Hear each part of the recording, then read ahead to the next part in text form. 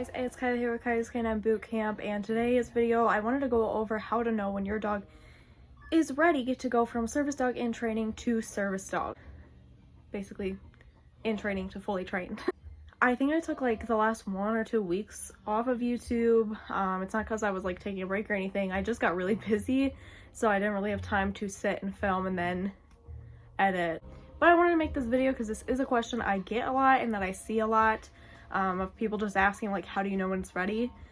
So these are a lot of these are going to be based on my opinion and what I expect of a fully trained service dog. As a handler, this is always going to be for owner trainers because programs have their own set of rules, they have their own standards, and they follow that, and that's how they know when a dog is ready because it's based on their standards. Owner trainers, you have your own set of standards. The ADA is not super specific about what is required of a service dog.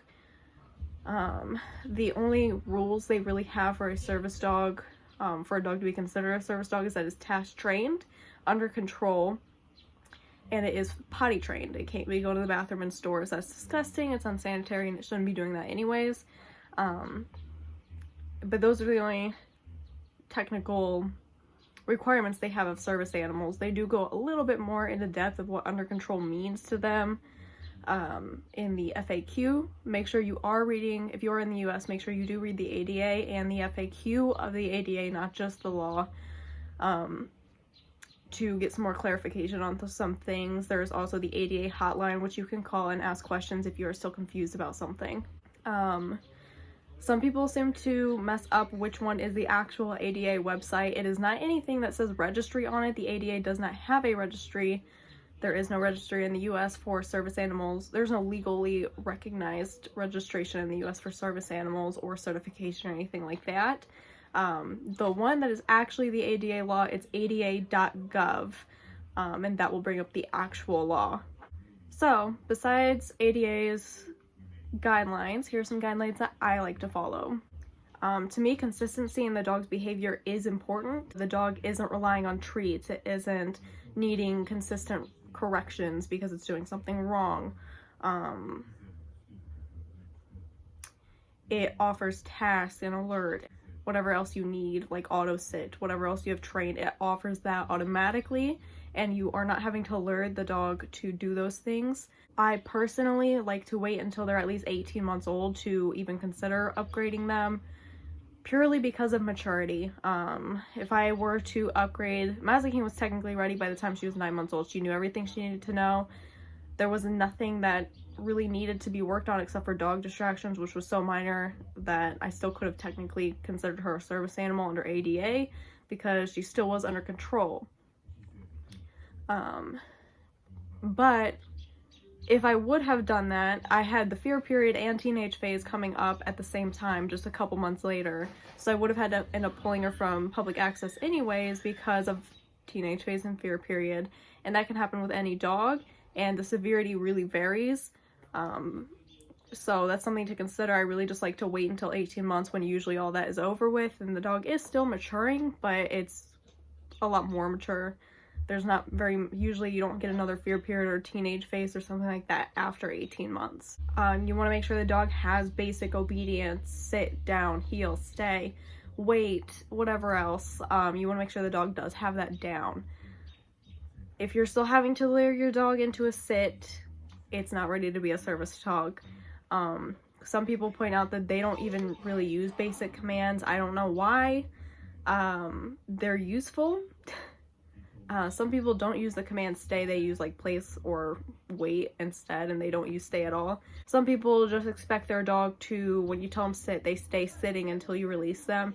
Mazakine and Gage are both trained that way, but I also have a stay command, which for them just means stay in that place, but you can sit or lay down or stand. You can do whatever you want in that place, but you cannot move that specific place. I can put them in a down stay. All I have to do is say down and walk away. That's just how I use it, so I don't have the same type of training that a lot of people use, because when I say sit, I imply sit and don't move until I tell you to. I think recall is important in service dogs. Recall is for safety, especially with them being out in public. Say the dog does have an off day and decides to take off on you. You should have perfect recall on that dog. So far, if something else didn't work, recall should work.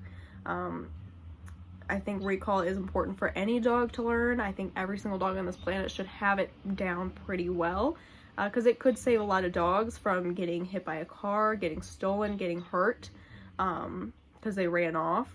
I think recall is an important basic obedience command. The dog should be able to distinguish very well between work time and playtime. They should have that on and off switch. This is important for any working dog that I can think of. They should have an on and off switch. Not having an on and off switch is frustrating, and it's going to cause them to make mistakes. They should have that on off switch. I don't care what you use to create it. I use commands. They don't go off until I say break, and then they're released and they know, okay, now I can do what I want. Some people use the vest. It's also a good idea where when the vest is on, you're working, when the vest is off, you're not. I don't do that because I have, and I'm sure I will forget her vest, and I forgot her leash at one point. I forget a lot of things, so I'm not going to rely on those things where I could forget them. While I probably won't forget the command. I probably won't, because I use it on every dog that I work with to help create that on and off switch, as well as just making it very clear to them when they're working and they need to pay attention, or when they can go off and do their own thing. I like giving dogs as clear instructions as I possibly can. The dog should remain calm and confident in almost all situations. Even as fully trained service dog, there's still going to be new situations that arise and maybe the dog is a little iffy about it. That's fine. But the dog should, for the most part, be very calm and confident wherever it goes in your day-to-day life. Say if you go to Disney World after it's been fully trained, that might still be stressful on a fully trained service dog because it is a lot more going on. It's hot. So I would expect a little bit of stress for a super new situation that's very different from typical ones that they go through. But just going to like a trip to Walmart, they should be calm and confident. They shouldn't be nervous. They shouldn't be neurotic, running around crazy. I don't know. They should be calm and confident. The dog should never show signs of aggression, unprovoked aggression, signs of stress, signs of anxiety. I don't want to see that in a service dog. I don't even really want to see it in a service dog in training. Obviously, in the fear period, you're going to see some signs of that. That is fine, but a dog that is consistently showing anxiety or fear in public, I would pull from public access altogether and reevaluate if the dog is really capable of being a service animal, because facts are not every dog is cut out for this work. It's very, very stressful. Even for us, it's stressful to go out in public and do that kind of thing. It's stressful for us to go to work. So what makes you think it's not going to be stressful for a dog who can't even comprehend what's going on because you can't explain it to them? I expect them to be confident, and I don't ever want to see unprovoked aggression in a service animal, even in training. That's a wash, especially if it does it in public and it's been showing signs in public that it is stressed, and then it starts showing aggressive behavior. That's a wash. It's not safe to try to work through that. The dog has displayed aggression, and it was unprovoked. So at that point, it's not safe to put that dog in public settings, especially when it was showing signs previously of stress. I have had clients I had one client try to get me to train her dog as a service animal. And then I took one evaluation of the dog, realized it was way too nervy, and it was becoming aggressive when something stressed it out too much. And that's not a stable dog that should be in public. Same applies to all of us. The only times that aggression would be allowed, in my opinion, is if the dog was on a medication that was causing a difference in behavior. I would hope, if you know a medication can cause that side effect of irritability, usually that's what they label it as, irritability, I would hope that you're keeping the dog home and in a calm setting to decrease the chance of irritability. But if you didn't know, I guess it's more understandable. I've had the incident before. I think I've talked about it before on here. Vet didn't tell me side effects. Turns out irritability was one. Mazikeen was not a happy camper. We weren't in public though. We were at home. We just weren't keeping it calm because we weren't expecting that. And another reason I would accept a dog that had an aggressive history is the dog was hurt. So someone was attacking the dog or another animal was attacking the dog and it attacked back, defending itself. I don't think we should take away a dog's right to defend itself within reason. There are some dogs that feel like they're defending themselves when someone approaches them. That's not the case. It should be someone was actively trying to harm the dog and the dog defended itself. I would be perfectly fine with that. And in both of these scenarios, I would only be fine with it if there was an evaluation done to make sure the dog was stable-minded after the incident, for both the medication and the attack scenarios. Mazikeen was temporarily pulled after her incident with the medication. I really thought I was going to wash her because I didn't know it was a side effect of the medication she got. I thought she just did it, and I was like, what is this? Because she had never shown signs of that before. Not even the amount of stress that she was showing was odd for her. So I thought she was going to wash, and then I waited like 48 hours before doing an evaluation, and I even had my mentor come and help me with the evaluation because I didn't want to be biased, knowing me and how much I loved her at the time, and I mean I still do, but how much I had already grown attached to her at that point. I didn't want to be biased and be like, oh no, she's fine, when I was just ignoring the signs, because even I can do that. Typically I won't, but I didn't know for sure, so I had my mentor come and also do an evaluation to make sure I wasn't missing something because I didn't want to see it. And that's what I would expect if a dog did have an aggressive history for a reason. Another expectation is that the dog is happy to work. We don't want the dog to hate working, even if it is being obedient and it seems perfectly well trained, it is task trained. If it doesn't enjoy the job, we shouldn't be forcing it to work. That is unethical. The dog should enjoy its job. Obviously it should still remain calm, but maybe like with Mazikeen, when you put the vest on her or you pull her collar out, her working collar out, she gets so excited. And I allow that in home. Once we're at the store or whatever, she's calm because she knows she needs to be, but like at home, she's so excited to go. And I wouldn't mind seeing that, or even like if the dog's starting to get a little jog or whatever at home. Obviously, we still want it to be calm in public and not just running around like excitement whining or something. But the dog should enjoy the job. Another expectation that I have is that the dog is not easily distracted. Even a fully trained service dog is going to get distracted at some point. They are not robots, they are dogs, but they shouldn't be easily distracted like somebody walking by it, or a dog walking 20 feet away is pulling its attention completely away from you. I don't mind a dog checking its surroundings or even just looking for a second at another dog that passes by or a person. That's fine to me as long as it's not completely pulling their attention away from you. That's fine. But if they are stuck on that thing, that's way too easily distracted for a fully trained service animal, and that's something you need to work on before considering them fully trained. As well as the consistency I mentioned earlier in behavior, I would also like to see reliability in the dog's behavior. With a maturing dog, for example, it's usually not reliable that they're always going to listen to you the way that they did the day before, because guess what? Fear period hit and now they don't want to listen because they're too scared. Or guess what? Next day, they were fine the day before, now there's a teenage phase and now they're going to be testy with you. With a more mature dog, you should be seeing more consistency and more reliability and them giving you what you want. A lot of the most common service dog breeds are known to be willing to please, very willing to please. I still want to see that even in the breeds that are working that are not very common. Commonly known for that. So even if you have an Akita service dog, I would hope that your dog is still very willing to please with you and they're doing what you want consistently and reliably, as well as tasking and alerting consistently and reliably.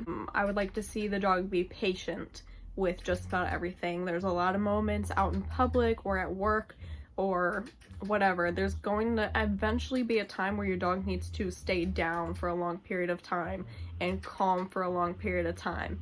This is usually more of a struggle with those who have a high energy service dog in training, because getting him to stay down for that long is harder. If you know your dog is like that, I would hope that you're taking precautions, I guess you could say, before going out, or preparing before going out, getting all that energy out, so that if you know you're going to be in one place for a long period of time and the dog is going to have to be patient and relaxed, it'll help them a little bit more than trying to sit there with all this energy build up.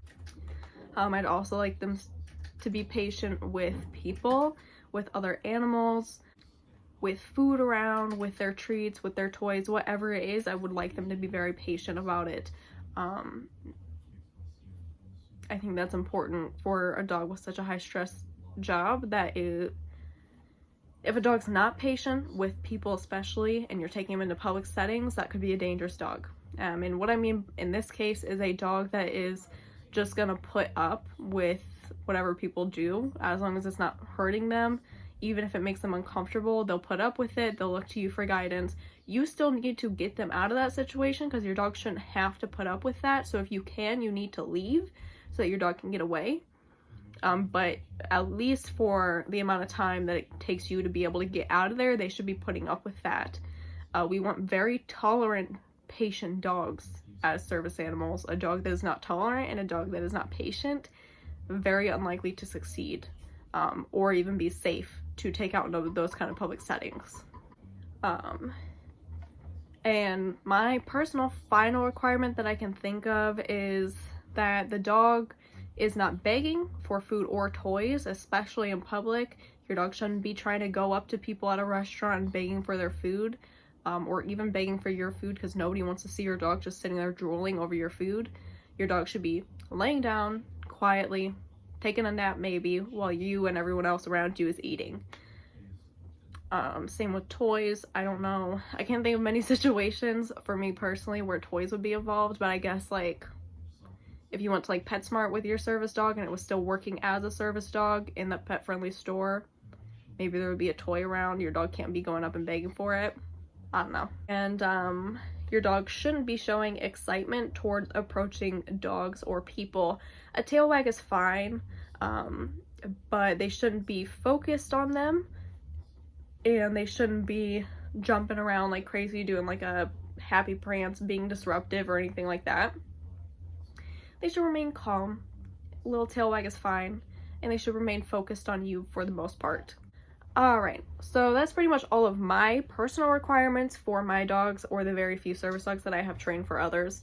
You guys know I mostly train behavior. That's what I mostly work with. But I still have a stand up for service animals as a handler and as someone who has trained some. It's just not something that I advertise very often as something that I do. I'll help you out with it, but I don't want to fully train anyone else's service dog. The birds are distracting me. Anyways, I think that's everything for this video. If you guys have any questions, comments, concerns, you can leave them down below in the comment section. Or you can reach out on Facebook at Kylie's Canine Bootcamp, Instagram at Kylie's Service Canines. I think that's all we have. Although some of you guys just find me in the service dog groups and then talk to me through there. I'm fine with that. You guys are cool. But yeah, that's everything. What I'm gonna do next week, hopefully I actually have time to do something. I'm going to say I'll see you next week, but there is no guarantee unless you're on my Instagram, because I always try to update people on there if I'm gonna do video or not.